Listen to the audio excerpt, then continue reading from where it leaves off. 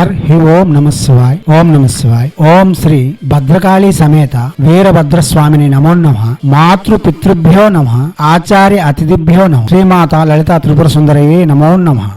शिवशक्ति स्वरूप प्रियभक्तगण आमे एबे सुख प्रसव पई प्रसंग जात कोयास ताई भितरे एकसिनी उपासक मन थांती एकसिनी वाले इच्छा थिबा लोक बे थांती एबे सुरसा नाम एकसिनी को मंत्र जपी सुख प्रसवन करि परिबे। एही मंत्र जपिवा द्वारा पिला सुंदरमय आनंदमय तेजमय हे परिबो। बादे हमरो देहटा जिम्मा धरला वालिया बोले जो कोनसी दुख आइले भी कष्ट आइले भी हमको न जना पड़नु सुख प्रसवन करिवा महत्तर महिमा महामंत्र एटी। एही मंत्रटी 108 तोर दिन को जपिबा केबे गर्भवती हेला बोली जानले से दिनटू ए मंत्रटी 108 तोर ना 54 तोर जतिक भी न थिले 27 तोर ताटू सेतिक भी न जप पारले केवल 12 तोर जपंतु। गर्भिणी स्त्री मन को सुचि सुब्रता चित्रिका किछि भी हेबो नाही जेहेतु तांकर स्वामी गृह रे वारसत्व को प्रदान करथिबा मातृमूर्ति को जो कोनसी चित्रिका हेबो नाही से जोगु जो कोन संदेह न रखी एही मंत्रटी प्रत्यक्ष ही जप करंतु। शिवं को आराधना ग्राम देवी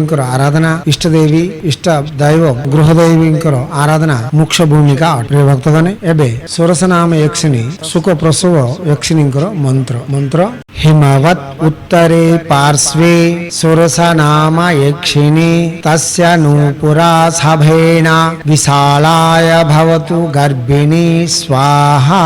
मंत्र उत्तरे हिमवत् उत्तरे पार्श्वे सोरसा नाम यक्षिणी तस्य नूपुरा सभेन विशालाय भवतु गर्भिणी स्वाहा। मंत्र उत्तरे हिमवत् उत्तरे पार्श्वे सोरसा नाम यक्षिणी तस्य नूपुरा सभेन विशालाय भवतु गर्भिणी स्वाहा।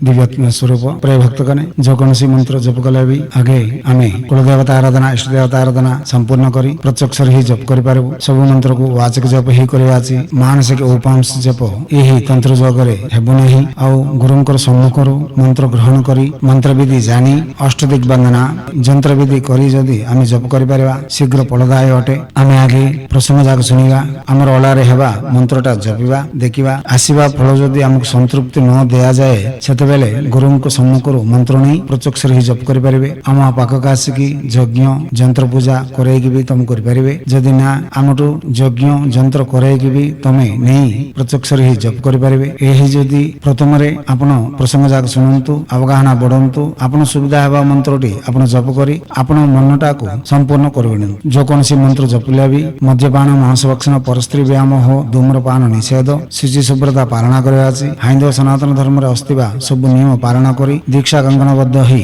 आपण जदि 22 दिन को 8 माला जदि जपिबे बाज्यर फल पाई परिबे। फल जदि असुविधा हैला हम संगे साक्षात करंतु जदि ना गुरु मन को साक्षात करी जानी सुनी जप ध्यान करी आपण मनटा संपूर्ण करिना पई आपण हाथ रे हेबा सचेष्टा करंतु। हिंदू सनातन धर्म ऋषि माने हमको जगैथिबा विद्या विनियोग करबाटारे भारतीय संस्कृति संप्रदाय रक्षा करबाटारे आगामी ही हमर संस्कृति रे आस्तिबा पर्व पर्वाणी आचरण विधि रे थिबा मर्म रहस्यटी आमे आगे ग्रहण करी तार सुविधा आमे पाई से सुंदरमय आनंदमय जीवन को आमे दुनिया को प्रचार करबाटारे आगामी हेबे बोली आशा करी सब बेले तुम सेवारे रत्नश्री हिंदू सेवा समाज आचार्य भीम सिंह राय कुमार और अपने आनंद सागर महाराज।